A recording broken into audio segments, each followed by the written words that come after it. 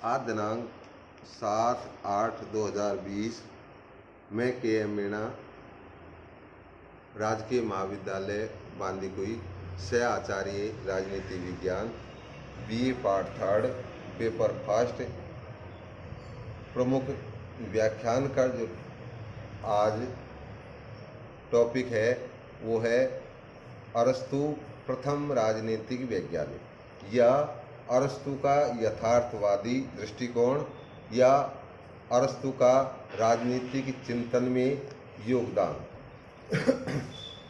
अरस्तु से पहले और अरस्तु के बाद में ऐसे दार्शनिक हुए हैं जिन्होंने राजनीतिक प्रक्रियाओं की सटीक और व्यवस्थित व्याख्या की, जैसे Plato, Machiavelli, Aquinas, Hobbes, Locke, Rousseau आदि राजनीतिक दार्शनिक जो पश्चिम के हुए हैं, उन्होंने भी अपनी समकालीन परिस्थितियों के अनुसार राजनीतिक चिंतन को आगे बढ़ाया। लेकिन मात्र अरस्तु ही एक ऐसा दार्शनिक है या ऐसा विचारक है जिसे राजनीति विज्ञान का पिता कहा जाता है, प्रथम राजनीतिक वैज्ञानिक कहा जाता है, प्रथम संविधान शास्त्री कहा जाता है, क्योंकि उन्होंने राजनीतिक प्रक्रियाओं की व्यवस्थित, क्रमबद्ध और सटीक व्याख्या की है। जो अन्य विचारक हैं उन्होंने वैज्ञानिक दृष्टिकोण को नहीं अपनाया, लेकिन अरस्तु की जो रचना पॉलिटिक्स है वो ज्ञान का क्रमबद्ध और व्यवस्थित या राजनीतिक तथ्यों का क्रमबद्ध और व्यवस्थित व्याख्या करने का पहला ग्रंथ माना जाता है। इसलिए अरस्तु को राजनीति विज्ञान का पिता कहा जाता है और उन्होंने वैज्ञानिक तरीके से, वैज्ञानिक पद्धतियों के आधार पर अध्ययन का जो आगमनात्मक पद्धति उन्होंने अपनाई वो सटीक तथ्य और सटीक प्रमाणों के आधार पर राजनीतिक व्यवहार को समझा, राजनीति के यथार्थ पहलू को समझा और अपने रचना पॉलिटिक्स में उनकी व्याख्या की। इसलिए ग्रीक राजनीतिक दर्शन में अरस्तु वह पहला वैज्ञानिक माना जाता है जिसने राजनीतिक शास्त्र को अमूल्य देन दी, इसलिए उसे राजनीति विज्ञान का पिता के रूप में चित्रित किया जाता है। अरस्तु ने राज की उत्पत्ति, राज का स्वरूप, राज्यों का वर्गीकरण, संविधानों का वर्गीकरण, श्रेष्ठ संविधान कौन सा होगा, मध्यम मार्ग का क्या सिद्धांत होगा, इनकी सटीक और व्यवस्थित व्याख्या की है। न्याय संबंधी अवधारणा भी की व्याख्या भी उन्होंने व्यवहारिक दृष्टिकोण के आधार पर की।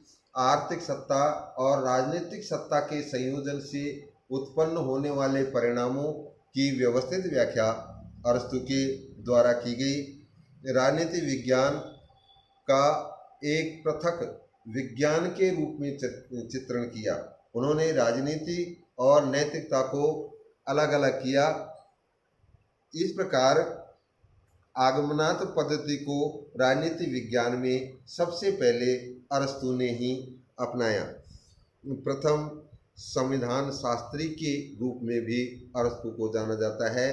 अरस्तु की रचना पॉलिटिक्स में जिन तथ्यों का व्यवस्थित और वैज्ञानिक ढंग से वर्णन किया जाता है और जो राजनीतिक चिंतन को एक अमूल्य देन मानी जाती है, कुछ तथ्य हैं जिनके आधार पर अरस्तु को प्रथम राजनीति वैज्ञानिक कहा जाता है, जिसमें सबसे पहला है नीति शास्त्र और राजनीतिक शास्त्र का पृथक्करण। उसके बाद में आगमनात्मक पद्धति को इन्होंने अध्ययन का आधार बनाया, राजनीति के व्यवहारिक पहलुओं की व्याख्या की, राजनीति विज्ञान को दर्शन के क्षेत्र से अलग करके एक स्वतंत्र विज्ञान के रूप में अरस्तु ने खड़ा किया।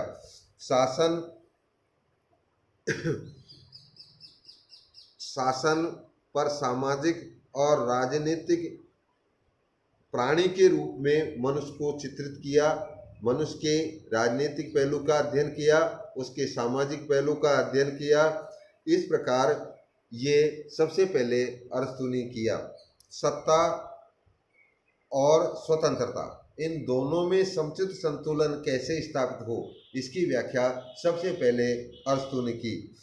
विधि के शासन की सर्वोच्चता, जनमत के महत्व को प्रधानता देना, राजनीतिक संगठन एवं उसकी क्रियाओं पर आर्थिक पहलुओं का जो प्रभाव पड़ता है उसका क्रमबद्ध और व्यवस्थित अध्ययन अरस्तु के द्वारा किया गया। आधुनिक व्यक्तिवाद का पिता माना जाता है, उदारवाद का जनक इसे कहा जाता है। मध्यम मार्ग को इसने अपनाया। सत्ता की सटीक और व्यवस्थित व्याख्या करने का श्रेय अरस्तु को जाता है। शासन के कौन कौन से अंग हैं, उन शासन के अंगों के दायित्वों का निर्धारण करना, शासन के अंगों का वर्गीकरण करना राजनीति विज्ञान में सबसे पहले अरस्तु ने किया। इसमें संविधानवाद का विस्तृत वर्णन अरस्तु के द्वारा किया गया, नैतिकता का भी वर्णन किया गया। इस प्रकार राजनीतिक विज्ञान में राजनीतिक तथ्यों का क्रमबद्ध और व्यवस्थित और वैज्ञानिक पद्धतियों के आधार पर अध्ययन करने के कारण अरस्तु को राजनीति विज्ञान का जनक माना जाता है। धन्यवाद।